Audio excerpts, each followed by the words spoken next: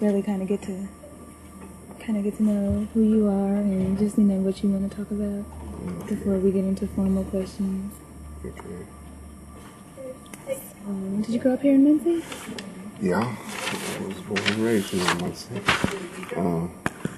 in the Whiteley area. Mm-hmm. I left Muncie, I guess when I was about 19 after I graduated from Muncie Central. I worked a year here. Then I moved to Michigan, Detroit. I started working there. My goal was always to go to school, go to college. And, actually, I wanted to play football at a major university. I was a pretty good high school player. I received an injury in my high school year, and that kind of set me back. I had a couple of scholarship offers, but it wasn't really what I wanted. So I decided to work about and go to school. So I worked while I was in Michigan. I worked a few places, General Motors.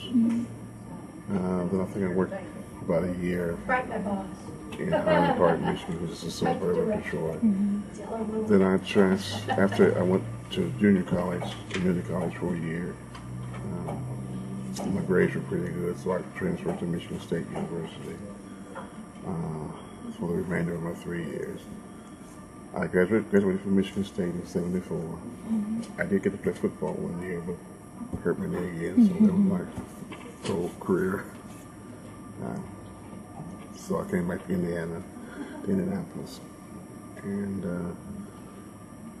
I've been in Indianapolis basically ever since for the past 30 years or so. I've been spending a lot of time here, back in Muncie, because of my mom. She's been pretty ill the last few years, so I've been spending most of my time here. In fact, I drive back and forth every day because me and my brothers have to take care of her. So basically that's it. I work over in the state of Indiana, Marion County, Division of Family and Children's Services. I'm a caseworker there in Marion County. I've worked in management before, retail management, about 4 years. For the past 10 years, I've worked for the state of Indiana. Okay. How many brothers do you have? I have 2 brothers. I'm divorced. I was married about 20 years ago. I've been divorced ever since. I have 2 brothers. You have any sisters? No. All boys. Are you all living back at your parents, taking care of them? Taking care of your mom, or just you? Yeah, well, all 3 of them. My older brother, actually, my youngest brother, he's sick too. He's pretty sick, so we've been kind of taking care of him. Both of them are on dialysis, plus he has seizures. Are they both here? Yeah. So me and my older brother are kind of more or less taking care of both of them. Yeah. Well, it helps that you can all be at least in the same area. Yeah. So far it's worked out pretty good in the city. Are you a close-knit family? Yeah, we grew up pretty close-knit. In fact, the community we grew up in was kind of like extended family. What about like aunts and uncles? And do you ever remember them being around a lot? Oh, sure. My uncles, I had a lot of. My mother, she had 6 brothers and 1 sister. Her sister died at a young age. And one of her brothers died at a young age. Another brother died at, I think he's 15. So her other 4 brothers, I remember them. I have a fond memory of them. We all grew up together. Her youngest 2 brothers, we were kind of like 10 years apart, so they were more or less like older brothers to me and my 2 brothers, so we kind of grew up together. They showed us how to play football and basketball. Back in those days, sports was a big thing in the community. It's the only form of leisure. If you were a boy growing up in Indiana, especially in Muncie, basketball. There was basketball courts and goals everywhere. Everybody seemed to have a basketball goal in the backyard. We hear that a lot coming up in a lot of the conversations with basketball. It's like a huge thing in Muncie, especially high school basketball. Yeah, especially high school. It's nothing now compared to what it was in the 50s. In the 50s and early 60s. You couldn't even get into a high school game if you didn't have a season ticket. When I was coming up, it was just that 8,000 people showed up to games year in and year out. So that was a big thing growing up in the 50s. Was that just Muncie, or was that all like Delaware County? Well, that was really not only Muncie, but throughout central Indiana. In the 50s and early 60s. It was basketball, high school basketball was huge. Of course, it still is, but not nowhere near the way it used to be. What do you remember about playing on the team? Okay, I played football. I was a football player. I have been playing on the football team. The basketball team, I went out. Well, I played as a freshman. My freshman year, but back in those days, it was elementary, junior high, and high school. It's not like it is now. It wasn't a middle school. Junior high consists of like 7th, 8th, and 9th. I think now it's a little different. The freshmen or 9th graders now are like in high school. Back when I was growing up, it was called junior high school. It ran through grades 7, 8th, and 9th grade. So I played in the 9th grade and then played football and ran track when I was in high school. Basketball was a little different then. I think they kind of like had who they wanted had in mind who they wanted to be on the team. So we played a lot of intramural basketball in school. It was really hard to get on the basketball team. Not necessarily talent-wise. It's just that back then they had the feeder system, and they would kind of want you in as you played coming up through junior high school and so forth. And they kind of had a pretty good idea of who they wanted to be on the team. When you say we, do you mean black community? Okay, as far as the basketball team is concerned, when I was growing up, basically there was only about maybe 3 or 4 blacks on the team. That was the way it was in the 50s and through most of the 60s. So a lot of black players who were good enough, they didn't. Most of them didn't even go out for a team because nobody wanted to be rejected because they knew they weren't going to make the team. I think when I was a sophomore, I made it up to the last cut, and somehow they changed practice or something, and they didn't let me know about it. So the coach told me I wasn't cut from the team because of my abilities, because I didn't show up to the practice. Actually, I didn't know about the practice, but I guess I'm saying that to say that there's a lot of ways to eliminate players who you didn't want to be on the team. For instance, if you had a mustache, a lot of my friends, black players who had mustaches as well, the coach said, well, you can't play on the team because you have a mustache. You either cut your mustache or you don't play. So basically it was pretty much, they knew who they wanted to be on the team. So most of us just played like on intramural. I guess they still have those in high school now, intramural league. In fact, our intramural team, we won the championship, and we wanted to play the varsity team, but they wouldn't let us do it because they knew that we could beat the varsity team. So it was kind of fun, but I think that it was unfortunate. There's a lot of good players who could have perhaps maybe played, and some of them probably got scholarships to play. I was a pretty good basketball player, but there was a lot of other guys I grew up with who were much better. But pardon? Did you know any of the guys, the black players who made the team? Oh yeah, we were all friends. We all grew up together. Mm-hmm. You know, so I knew them pretty well. Most of them were pretty good friends. What was it like for them playing when there's only a couple? Oh, I guess they was used to it. I mean, I don't think there was any animosity or hard feelings. They just knew that's the way it was, Mm-hmm. and they accepted that.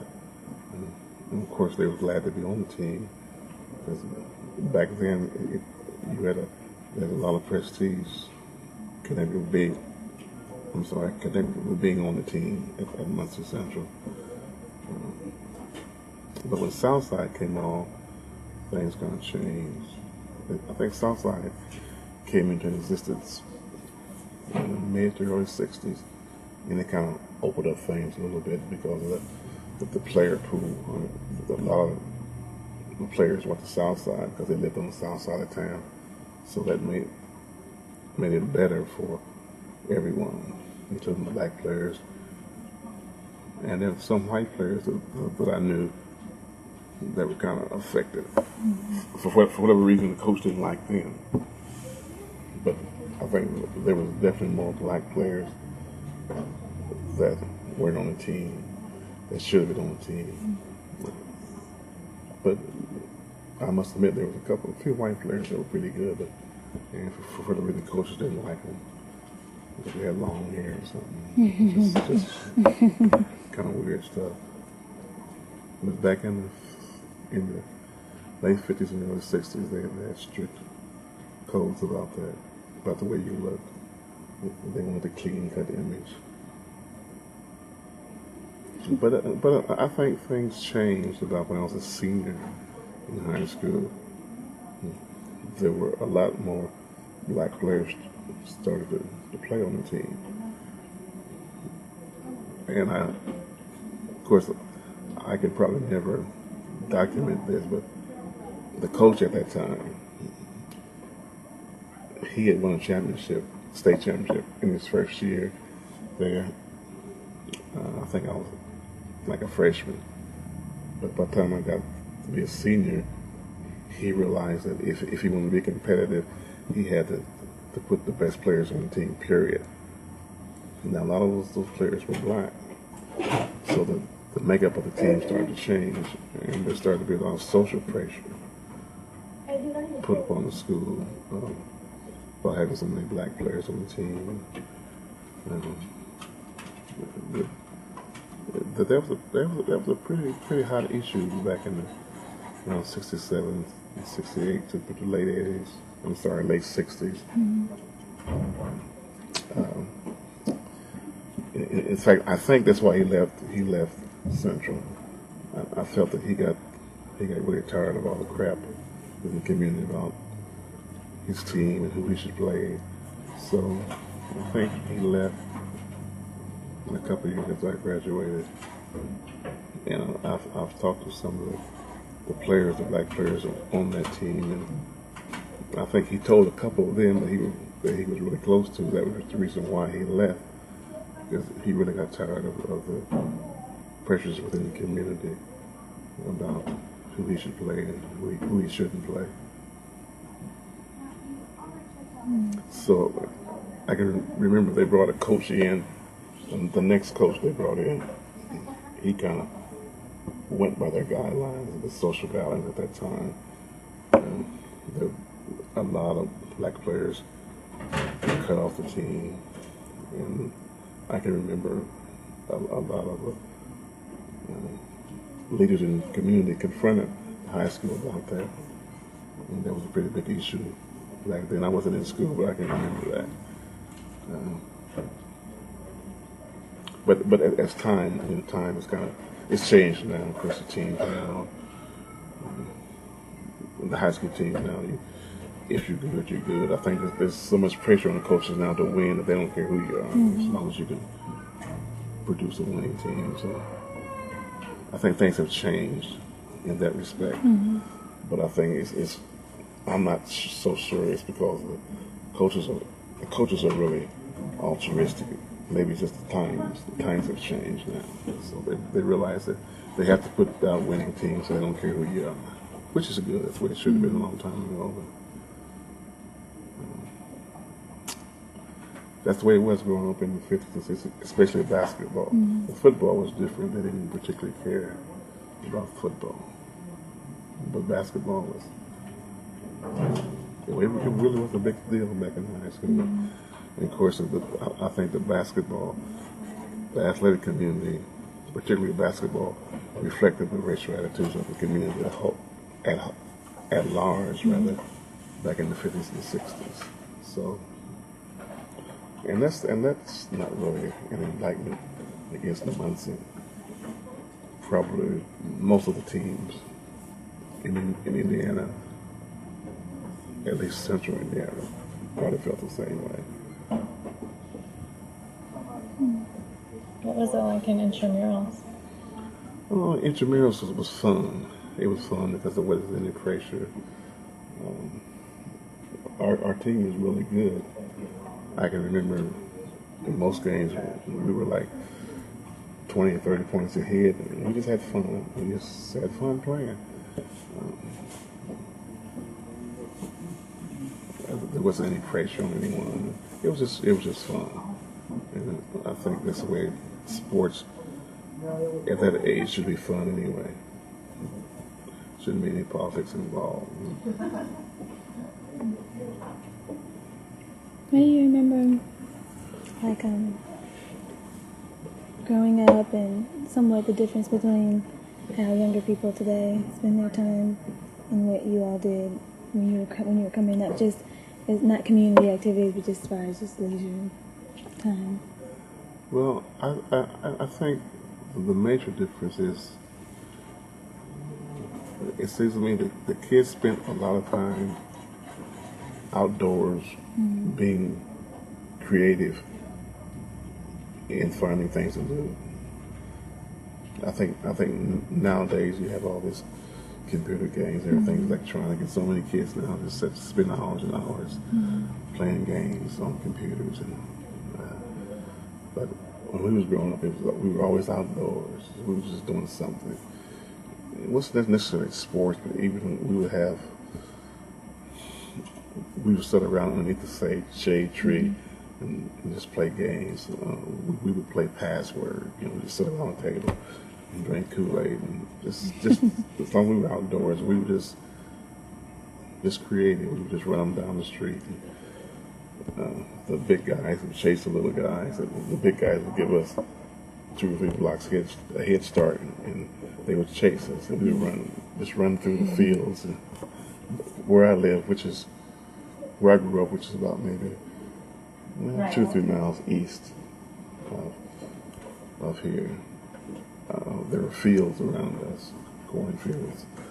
I don't know if you're familiar with the city, but do you know where Longfellow School is? Okay, that's there. I grew up a block from Longfellow. So we would just spend time just running fields and stuff. Those cornfields behind Longfellow School. We had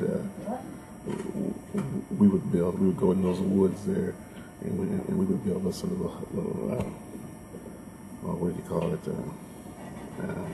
Like a clubhouse? Clubhouse, yeah. We had a clubhouse out in the woods, and we would shoot birds. And this, I guess, sort of like a Huckleberry Finn. You're familiar with Huckleberry Finn and how they grew up.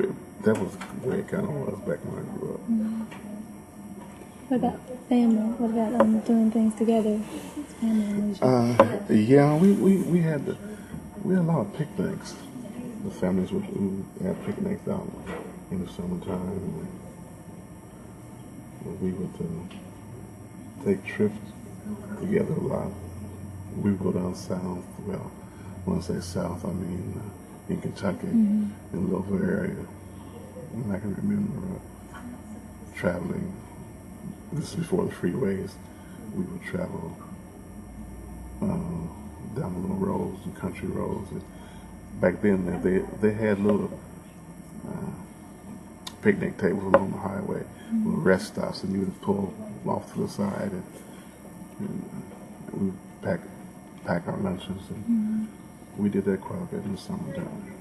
Just leisurely things like that. But what I do remember about that, we would pull to the side and have our little lunches. If someone else black would drive by, you'd always wave at them, whether or not you didn't know them anyway. But I guess it was such a rarity to see black folks travel with cars back then. You'd always wave at them. I think that it was more of a community spirit then. At the fair, whenever the fair came to town, we would all go to the fair. Parents would take us to the fair. That was a big deal, just to go to the county fair. Mom and Dad would dress us up and make sure our hair was combed and we were cleaned, and just things like that. And I think, contrary to the way things are portrayed today, in so-called inner cities or ethnic communities, where they say that the father's not there. Well, that wasn't the way it was when I grew up. I think all my friends, and I remember the father being there. If it wasn't a father, it was probably a grandfather or an uncle. And so I think that made leisure life a lot better because of the whole family was there. Why do you think it has changed? Oh, I think a number of reasons. I think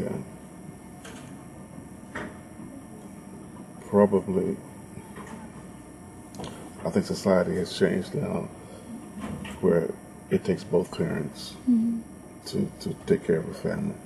When I was coming up, my mother didn't work until we were about like 12, 13, 14. And I just think that the economy, excuse me, I guess times were tough then, but it seemed like your dollar went more than it went farther than it does now. So consequently, we were, what our fathers earned was enough. I mean, we were probably poor by the standards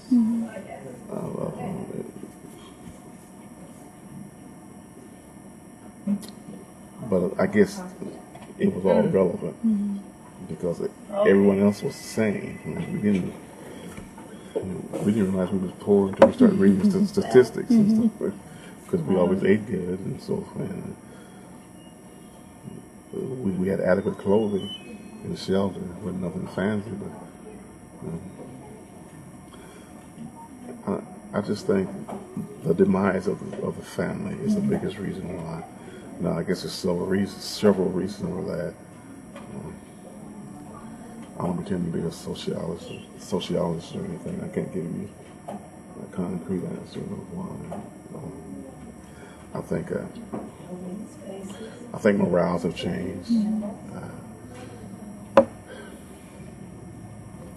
I know when I was coming up, it was really out of the ordinary for a young lady to become pregnant at an early age.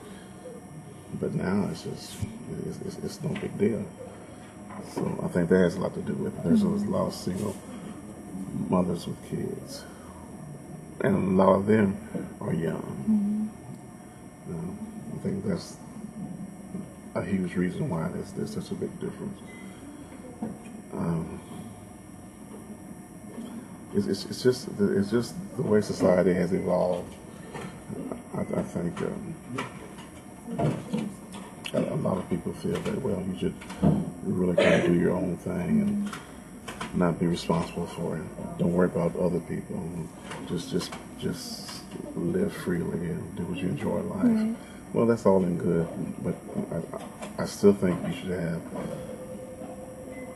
some type of structure in your life, some type of respect for authority, you might say, respect for social mores. I think you should want to project yourself in a positive image. I wouldn't say that the younger generation doesn't feel that way now. I'm sure some of them do feel that way now. But when I was growing up, I would say like maybe 90 to 95% of the people I knew felt that way. And whereas I might think today that percentage might be 30 to 40. Again, I don't know. This is just my feelings. And I think which is it's kind of sad because I think, well, I know the younger generation has a lot more opportunities now than we did, but they don't seem to take advantage of them for whatever reason. For instance, when I was going to school, it was tremendously hard to get a summer job. I mean, most summers I would just cut grass or paint houses or anything or something like that. But now there's summer jobs for kids or for economically deprived kids. But yet and still, they don't seem to want to achieve as much as we did. For instance, it just I can fathom not graduating from high school now, or not wanting to graduate. I think all my friends that I grew up with at least graduated from high school. There wasn't anyone thinking about dropping out of high school. That was just a no-no. But I feel like now it's a little different.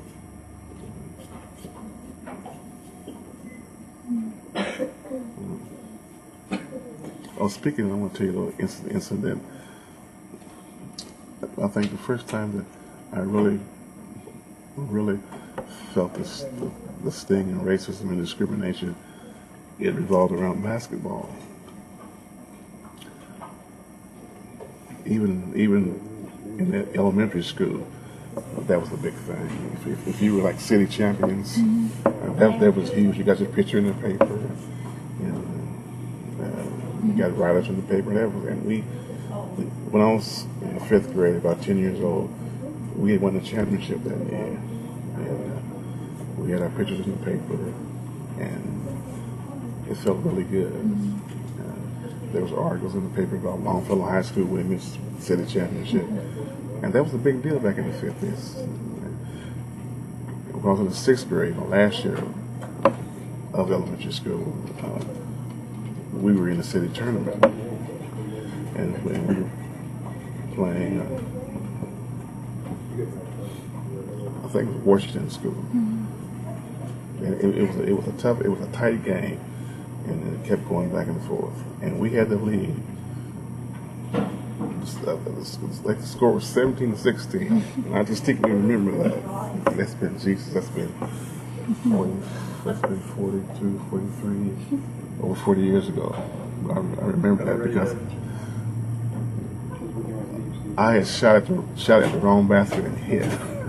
So I remember that game. Anyway, we got the lead back, and we were winning the game with about 10 seconds to go, and we all knew what the score was. So they just switched the score. They just switched the score around, and Washington gave Washington 18 and us 17, and we knew that, and our coach knew that, and we were furious. Of course, the 10 seconds, the game had expired. We didn't have time to run a play or anything. And so we lost, and we were just furious. We were just crying, and me and another friend of mine on the team, we was going to beat up another friend of mine, but he was laughing at us. He would say, "Oh, why y'all crying? You big sis, this is just a game." But to us, that was a big deal. And we kept saying, they cheated on us. They cheated on us. They just did it because we're black. They cheated on us. So I think that the coach knew it. He said, you guys have to grow up. It's just a basketball game. You're gonna have to use this as a lesson for you in life, that things are not necessarily fair. First encounter was just blatant racism. Only reason why I can figure out the reason why they changed the score, because they didn't want us to win. Why didn't they want us to win? Well, we was all, I think there's like one white kid on the team. We were like predominantly, Longfellow was, I think is predominantly black, elementary school in Muncie. And so that was my first encounter of racism that really affected me. I think I was upset about that for 2 or 3 years after that. Of course, I've gotten over it now. It's not it's all about perspective. When you 11 or 12 years old playing basketball in the city, that back then was a big deal to win anything. Where basketball was concerned, it was such a big deal with basketball. As I said, I remember that because that was my first really encounter with racism. And it involved, I guess, a leisure activity, sports. Did you talk to your parents about it? Yeah. I think they were concerned about why I was so upset and crying when I got home. They asked me, and I told them, and they just more or less kind of told me to get over it. That's just the way life is, and it's more important things in life than a basketball game. So.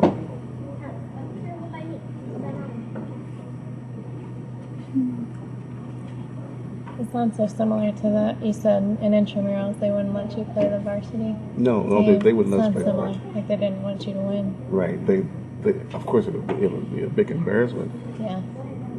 To them if they got out that Merrill team beat the varsity team, so they wouldn't let us play.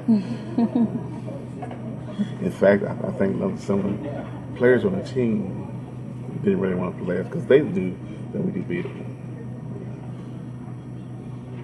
So there were a lot of really good players on our team.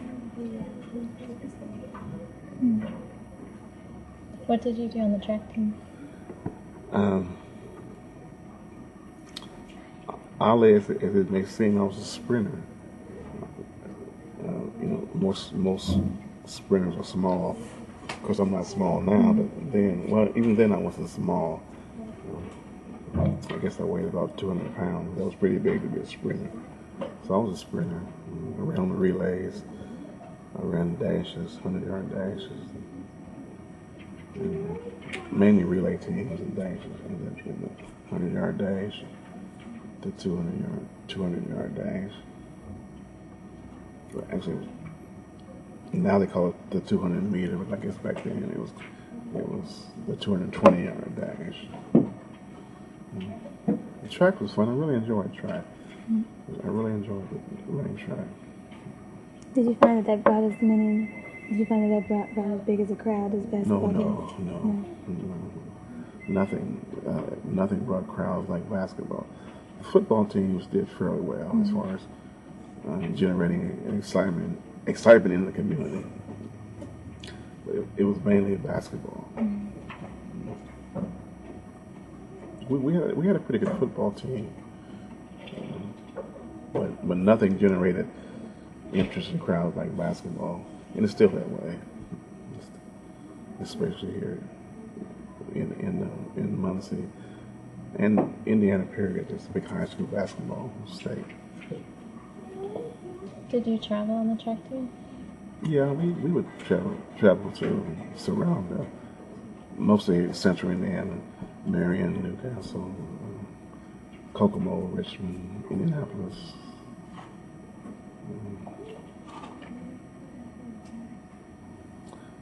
They would. Our football and basketball teams used to go to Evansville, Indiana, but I think maybe about a year or two before I got into high school, they quit scheduling Evansville because of racial problems. The football team would go down there, and there would be a lot of name calling and threats to the black football players on the team. So they just quit scheduling Evansville on the team. They just quit scheduling Evansville. I know my uncle, he played on the team like in the early 50s, and he said that when they would go down to play Evansville, that they would have to get police escorts out of the city because of racial problems. So eventually they just stopped scheduling Evansville. It must have continued a lot because Harley mentioned something about that. Yeah. But for the most part, I mean, every activity didn't necessarily have racial overtones. But, I think it was much more subtle back then.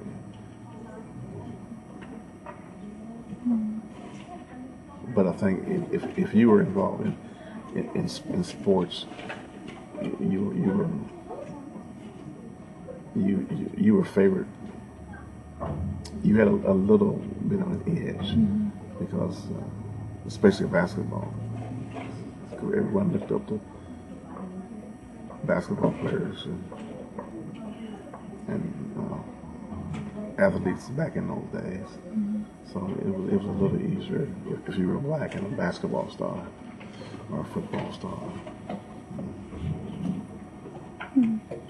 When did women's team start? Pardon? When did women's team start? Women's, that probably happened in maybe mid-70s, I'll probably say mid-70s. Because when I was in high school, there wasn't any women's sports. Can you remember what the girls did for leisure? A lot of the girls were involved in the cheerleading, or what they call a cheer block. Back in those days, we had a cheering section composed of women. And they had their outfits on. They were sitting in the cheering block and just yelling. Of course, I'm glad that the women are now allowed to participate. It's opened tremendous avenues for women now in the school. Is the cheer block? Oh, I'm sorry, go ahead. That was about it as far as women in high school, or young ladies in high school. They didn't. I guess that was the only kind of leisure outlet that they had for women. Was it that they just didn't want to play things like basketball and volleyball, or is it just that they just didn't have the opportunity to? Just didn't have the opportunity. It wasn't a such thing as a women's athletic program in high school. Was the cheer block and cheerleading open to black girls in school? Or? The cheer block was. Okay. But there wasn't any cheerleaders in high school when I was there. There wasn't before then. I think after I left is when things started to change. I can't say. I don't say probably in the probably early 70s. Okay. So when things started to change.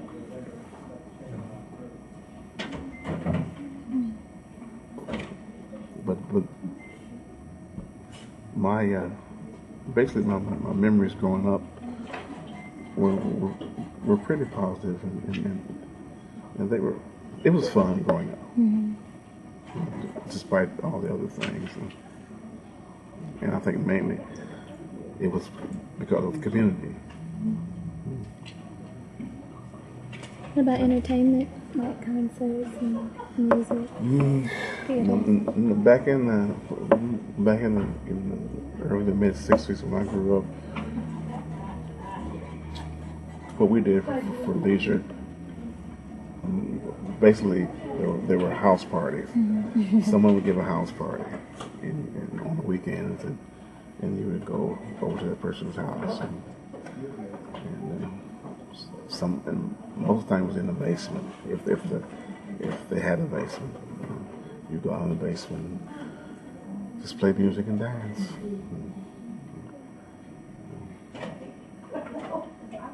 That's about it. They had skating parties also. I wasn't much of a skater, so that didn't really interest me that much. Actually, I wasn't. I was kind of shy in high school, so I didn't go to a lot of parties. In fact, I think my very first date was arranged by a friend of mine. I think he set everything up. I didn't even talk to a young lady. He made all the arrangements. So. What did you do on dates? What did we do on dates? Go to a school dance. I can remember coming out to Ball State for a couple of functions, a couple of school functions that they had out at the student center. I can remember having a date or two. I can't remember what the occasion was. Of course, the prom. Prom night. I remember going to a prom night. After football games, they would always have like back then they called them sock hops. They would have the gymnasium of the school, but the black players never went. I think we felt that, well, we knew that we weren't really welcome, so we didn't want to go. We didn't want to go and just and be more or less ostracized. We didn't feel uncomfortable. We just didn't go. What did you usually do after the games? Most of the time, they would have a dance somewhere in McCullough Park. They had a shelter they still have a shelter in McCullough Park, and they would have dances there after games. Sometimes we would go to. And the young lady that I dated when I was a senior in high school, her mother would fix a pizza sometime. Maybe we had fish dinners or something after a game. Me and a friend of mine and his date would go over to my girlfriend's house and we just sit around and eat pizza and watch TV. And the mother was always there, so we couldn't really get free, so we just gonna sit around and watch TV. But I guess it was okay. It was fun. What do you see has changed with the parks, like as far as people going there to spend time? I don't think parks are utilized much anymore besides basketball in McCullough Park in the summertime. There's always crowds playing basketball, but you never see any. Excuse me, I don't see any kids over on the swings and so forth. When I was coming up, the park was a big source of entertainment. On the weekends, you go to the park. They had animals in the park. They had a bear cage. And they had monkeys, and they would have softball games and picnics.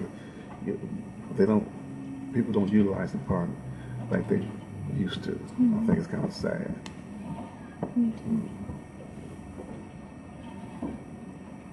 especially McCullough Park, is a really pretty park. But it's just not utilized anymore. When people had picnics, was it just families, or was it more open, like entire, like the community? What was it like? From time to time, probably most of the picnics were surrounding church activities. Okay. But then again, a lot of families would have picnics, family reunions. I can remember about 2 or 3 families in our neighborhood would get together and have a picnic. We would go somewhere, just pack up a bunch of food and go somewhere.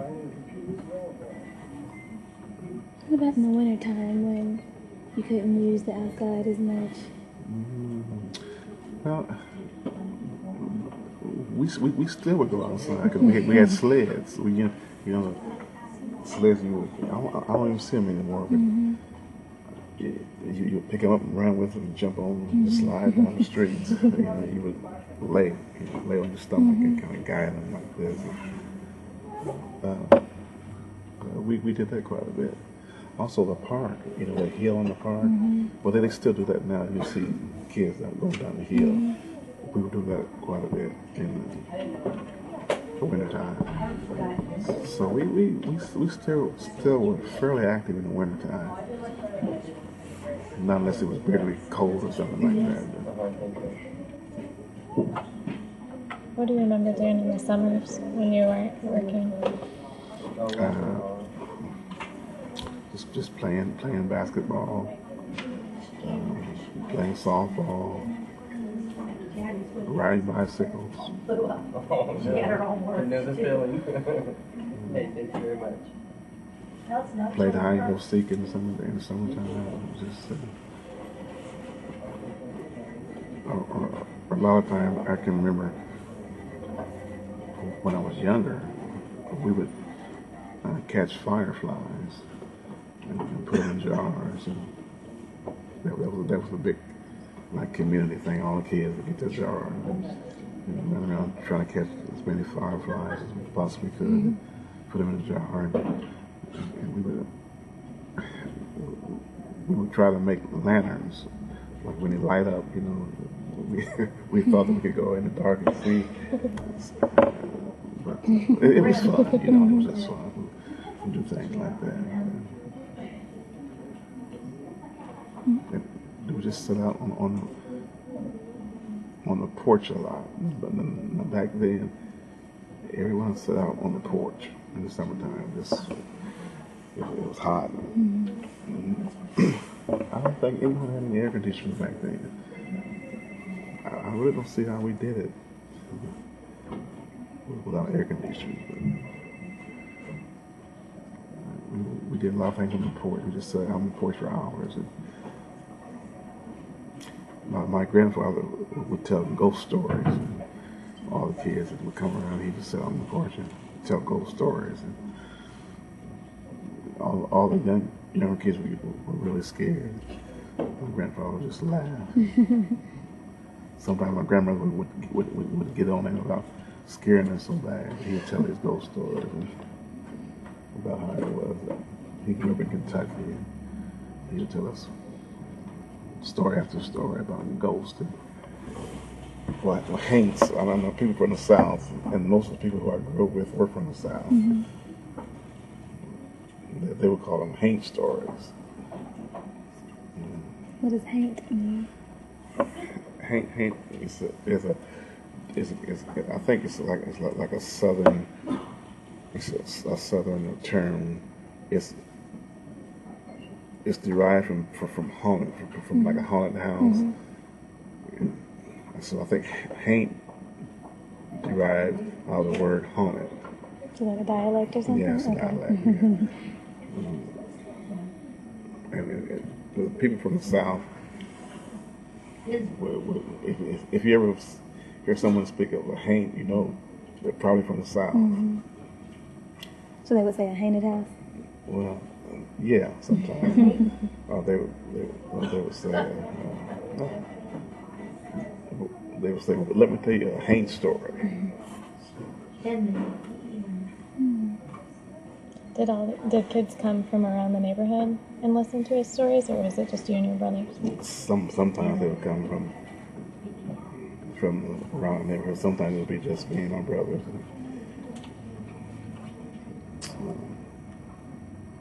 Or sometimes we would go over to our neighbor's house and sit around, and their parents would tell stories, ghost stories. Do you remember any of the story? I can remember something about my grandfather said that he was a boy coming across the field or something, and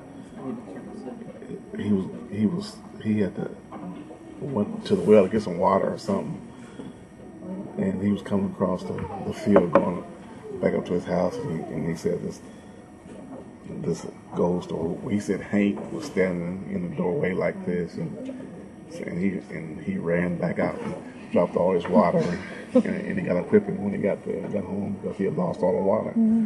But he said he didn't care because he was running from this ghost, or he said Hank. So that one I remember, but a lot of them I can't remember because it's been years ago. But I think a lot of leisure time back when I was growing up was spent outside, and it usually involved the whole community, the young folks, old folks. Yeah, that was Thanksgiving. Do you see younger kids outside much anymore? At all? No, I don't think you do. Not like it used to be. We was constantly outside. From as soon as we got up in the morning to way up until the evening, we were constantly outside. We would come home to eat, but back outside. We were constantly doing something like that. Mm-hmm. Of course, back then there wasn't any PlayStation and so forth.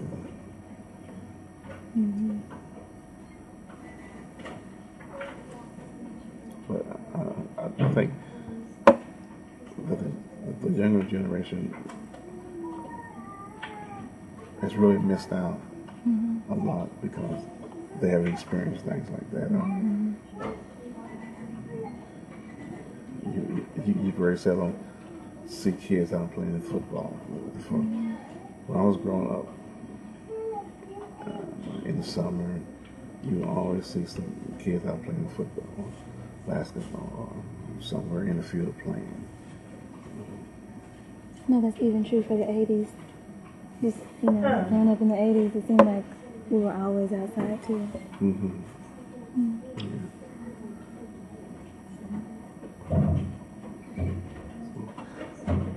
I guess it's good that a lot of kids or younger kids are exposed to technology and all the wonders of technology. But I think a lot of them lack social skills. The only thing they do is just get involved in video games and the computer.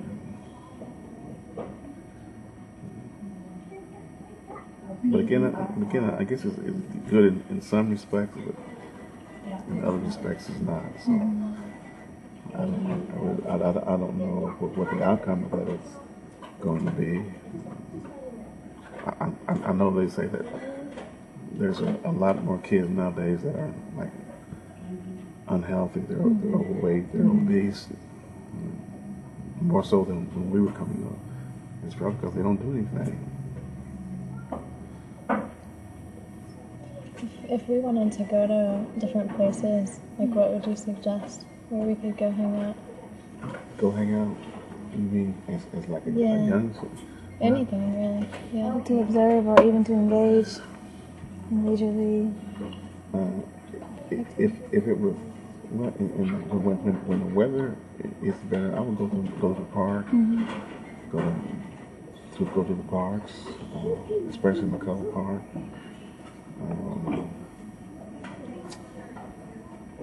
Was Heacon Park and McCullough Park.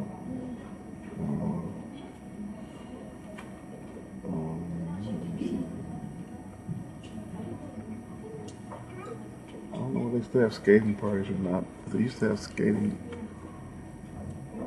The kids used to go skating like every Thursday nights.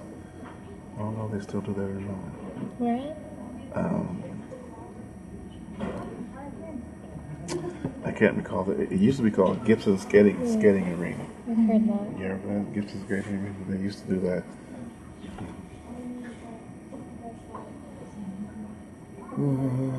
You might try the community. You might try the Beauty Community Center. That's also that there's a community center on Madison Street. What is it called? Boys and Girls Club? Yeah, Boys and Girls Club. That too. But there's a community center on Madison Street. Where's Bewley?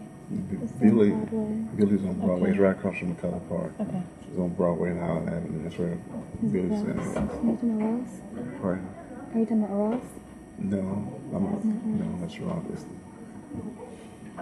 It's on Madison Street there, right? Right. It's just north of Willard. There. Madison Street, South Side Community. D Harris runs it. He's used to it.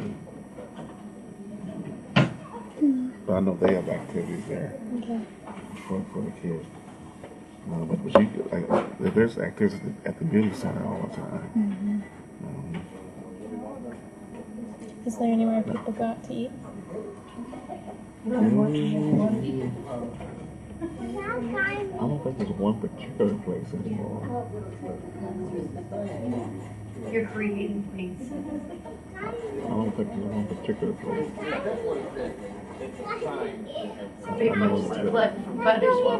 McDonald's on Madison Street. It just seems like there's a lot of young folks there sometimes. Or sporting events, basketball games, high school basketball games, football games, sporting events. There's this soul food restaurant I heard about on the south side of town. Uncle Monty's. I think that maybe where it is. Do a lot of people go there? Well, you know, I don't know if they're in business or not because, in fact, last night I called there because my mother wanted to order something, but the phone is disconnected, so I'm not sure. Then my brother said that he heard that they were moving, so I don't know what's going on with Uncle Monty's restaurant. But yeah, that was a nice place to go. Oh, we got it. Oh, don't copy it. Is there a place people used to go eat that's not here anymore?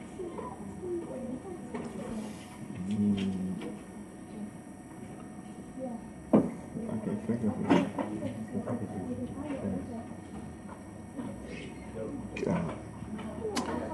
QL's Barbecue is a place where a lot of folks go. QL?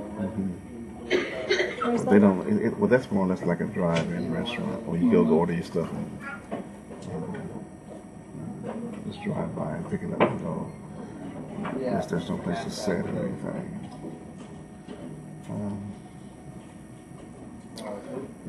I can't think of any more popular places.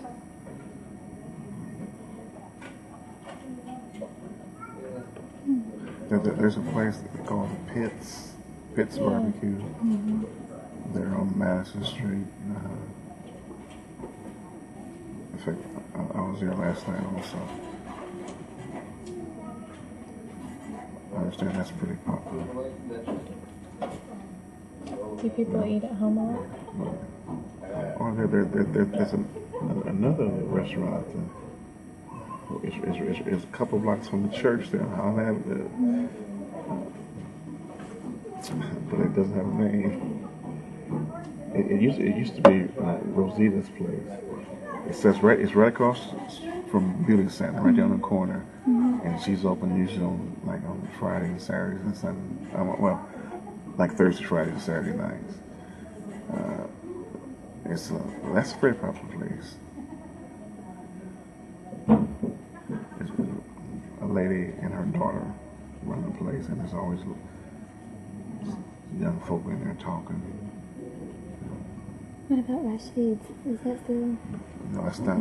He's closed down now. Someone said that